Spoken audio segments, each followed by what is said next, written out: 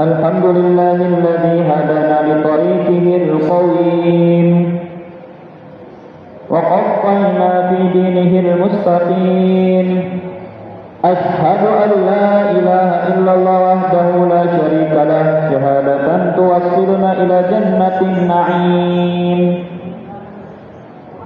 وتكون سببا للنظر إلى وجهه الكريم. وأشهد أن سيدنا ونبينا محمدا عبده ورسوله السيد السند العظيم. اللهم صل وسلم على سيدنا محمد وعلى آله وصحبه أولى الفصل الجسيم. أما بعد، فيا عباد الكريم، فإني أوصيكم بتقوى الله الحكيم القائل في كتابه الكريم: يا أيها الذين آمنوا كتب عليكم الصيام كما كتب على الذين من قبلكم لعلكم تتقون. Ma'asyiral muslimin, jamaah Jumat yang dirahmati oleh Allah Subhanahu wa taala. Puji serta syukur mari senantiasa kita ucapkan melalui tulisan dan kita aplikasikan dalam kehidupan sehari-hari atas segala nikmat dan karunia yang telah Allah berikan kepada kita. Khususnya kita masih diberi kesempatan untuk beribadah dan berjumpa kembali dengan bulan suci Ramadan. Bulan yang penuh berkah, ampunan dan limpahan rahmat dari Allah Subhanahu wa taala. Semoga setiap ibadah yang kita lakukan di dalamnya diterima sebagai amal soleh dan semakin mendekatkan kita kepada Allah Subhanahu wa taala.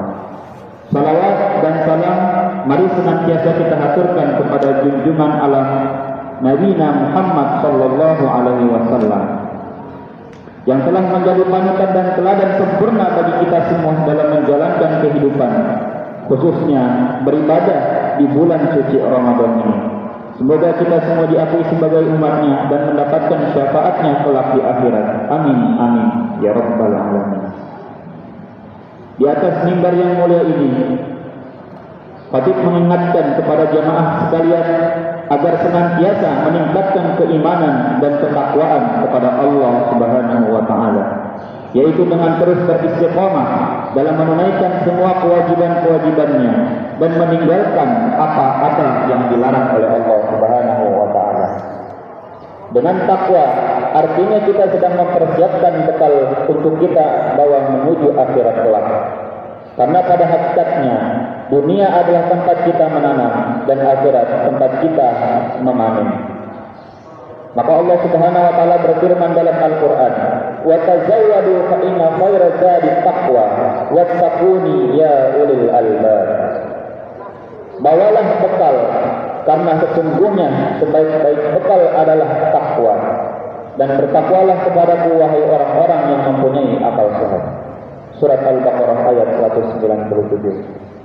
Ma'asyiral muslimin, jamaah Jumat yang dirahmati oleh Allah Subhanahu wa taala, tidak terasa kita semua sudah berada di akhir daripada bulan Ramadan. Tidak lama lagi bulan mulia dan penuh berkah dan juga akan meninggalkan kita semua. Namun perlu kita syukuri bahwa dengan puasa di bulan ini kita tidak hanya menahan lapar dan dahaga saja, tetapi juga melatih kesabaran, keikhlasan, serta kedisiplinan dalam menjalankan perintah Allah Subhanahu wa taala. Sebab inilah spirit dari tujuan puasa itu sendiri, yaitu untuk meningkatkan ketakwaan kepadanya sebagaimana ditegaskan dalam Al-Qur'an. Allah Subhanahu wa taala berfirman, "Ya ayyuhalladzina amanu kutiba alaikumus syiyamu kama kutiba alal ladzina min qablikum la'allakum tattaqun." Wahai orang-orang yang beriman, diwajibkan atas kamu berpuasa sebagaimana diwajibkan atas orang-orang sebelum kamu agar kamu bertakwa. Surat Al-Baqarah ayat 183. Maka perlu kita ketahui bersama, setiap orang yang berpuasa di bulan Ramadan memiliki cara dan pemahaman yang berbeda, yaitu ada 3 tingkatan. yang mana orang-orang tersebut dikatakan dan dijelaskan oleh Imam Al-Ghazali di dalam kitab Ihya Ulumuddin jilid 1 di halaman 234. Beliau mengatakan bahwasannya derajat orang yang berpuasa terbagi menjadi 3, yaitu puasa orang awam, yang kedua puasa orang pilihan, dan yang ketiga puasa orang yang sangat istimewa. Lantas seperti apa kriteria dari masing-masing ketiganya? Imam Al-Ghazali menjelaskan, amma shaumul umum fa huwa qaful batni wal farji an qada'i syahwat, wa amma shaumul khusus fa huwa qafus sam'i wal basari wal lisan wal yadi wal rajuli wa sa'iril jawarihi anil akhar. Wa amma shaumul khusus al khusus fa shaumu qalbi anil himami ad-diniyati wal afkari ad-dunyawiyah wa qaffuhu amma siwallahu bil kulliyah. Yang mana artinya, adapun puasa orang awam yaitu hanya menahan perut dan kemaluan dari memenuhi syahwat. Adapun puasa orang pilihan yaitu menahan pendengaran, menahan penglihatan, lisan, tangan, kaki dan seluruh anggota tubuh dari perbuatan dosa. Sedangkan puasa orang yang sangat istimewa yaitu puasa hati dari keinginan-keinginan rendah dan pikiran-pikiran duniawi, serta menahannya dari segala sesuatu selain Allah secara total. Lantas, di tingkatan manakah puasa kita berada? Apakah kita masih berada dalam tingkatan awam yang sekadar menahan lapar dan dahaga? Ataukah kita sudah berusaha menjaga seluruh anggota tubuh dari maksiat, sebagaimana puasanya orang-orang pilihan?